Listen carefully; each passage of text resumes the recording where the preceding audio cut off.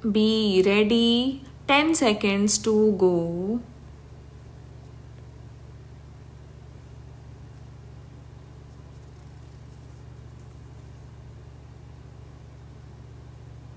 Start.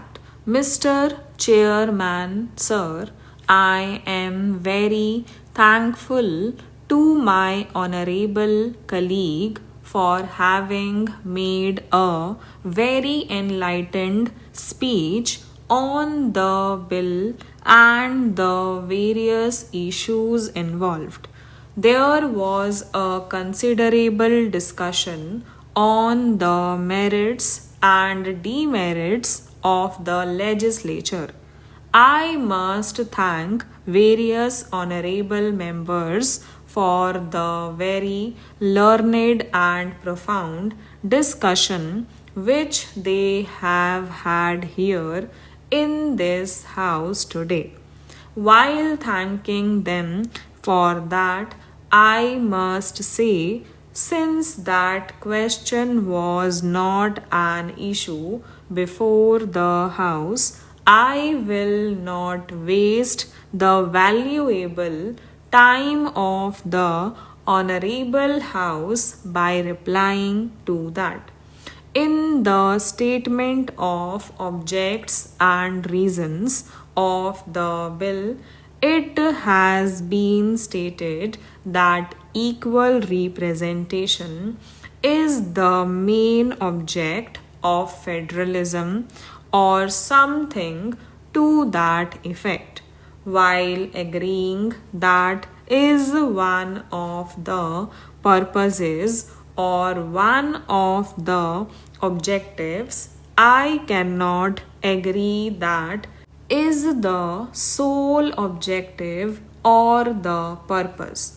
Considerable discussion has taken place amongst the constitutional pundits. Essays have been written, books have been written about this question.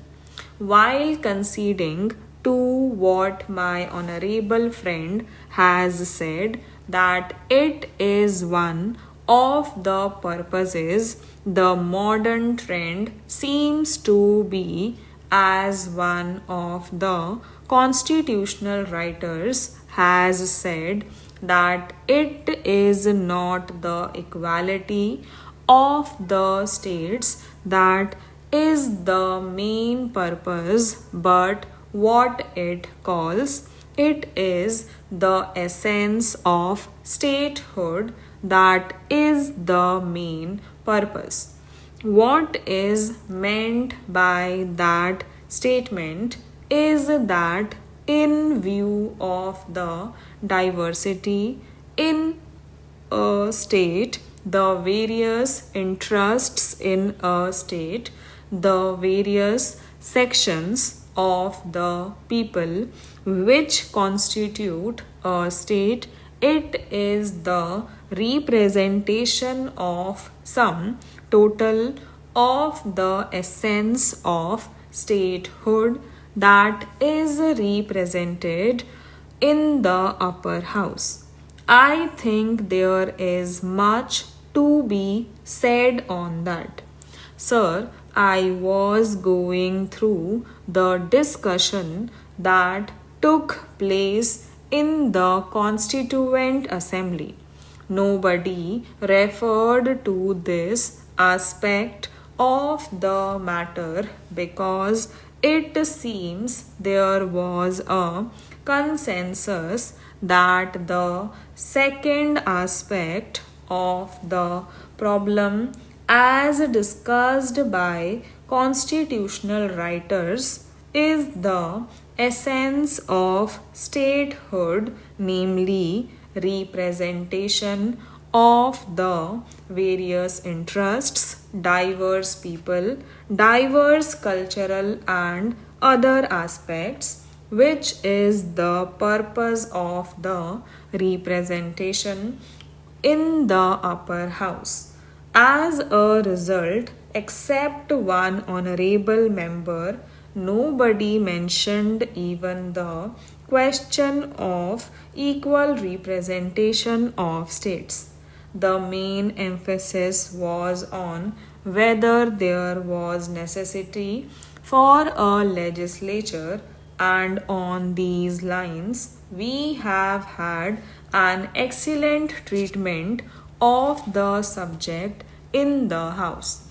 Mr. Chairman, sir, at the outset, I wish to express my sincerest thanks to all the members and the ministers of state for law for their participation in this debate, and I take this opportunity of congratulating the honorable member for what I consider his maiden appearance in a debate in this House after taking over the charge of the ministry. When I started this debate, you must have noticed that I spoke in a very low key. I spoke in a low key because I was apprehensive that as my amendments are to curtail the number of members of some states, passions may be roused, and if passions is roused, the purpose of the discussion would be lost. I am happy that members approached the debate dispassionately and calmly, and in fact, we had a very good discussion as I see it on all points. My honorable friend criticized the whip system, and I understand why he has criticized, because it appears that the whip of his party did not permit him to speak in the presidential address debate.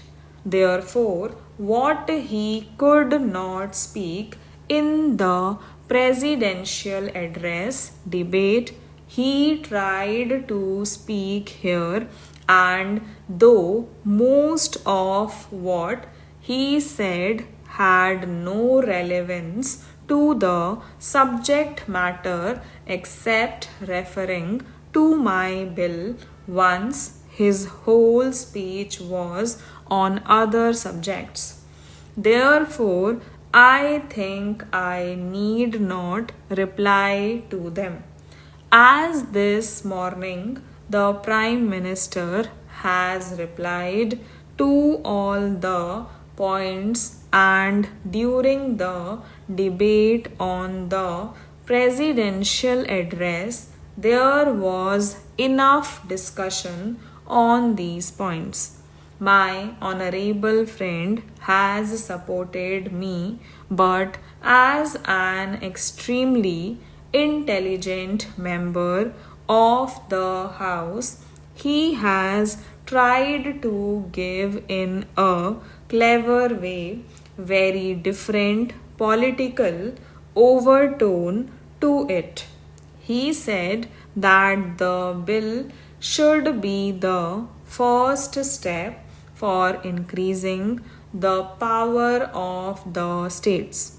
I beg to differ from him so far as this is concerned, because I feel that in a country like ours with so many diversities and separatist forces, there must be a strong center, and one of the essences or basic features of the reason for which two chambers theory is encouraged as to keep a check on the separatist forces. My own view was on which the honorable member differed, that If only some of the states are given too much representation, they may upset the balance at some time. The bill to give more representation and powers to the states is not welcome, as this shall lead to rise of the separatist forces. Therefore, our constitution has laid the basis of strong center in the interest of unity as such. Stop.